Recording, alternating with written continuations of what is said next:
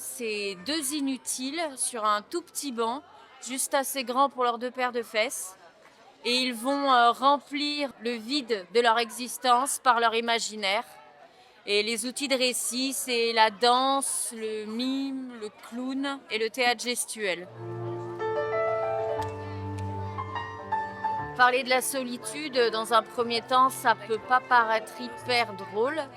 On vient y mettre la distance du clown et cette distance-là nous permet de faire véhiculer toutes les émotions qui sont propres au clown. Le burlesque pour nous arrive à partir du moment où on décide de rire d'une situation qui ne devrait pas l'être. Donc pour ce faire, on doit utiliser un petit peu l'exagération des émotions, on doit utiliser le regard de ces personnages à qui va arriver plein de choses. Et à partir du moment où il y a du rire, où il y a exagération des émotions, il y a du burlesque.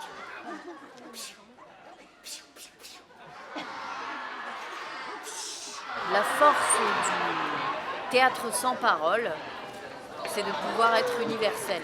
On est venu inventer dans de rien un autre langage que celui des mots pour venir raconter ce qui leur arrive et quelles émotions les traversent.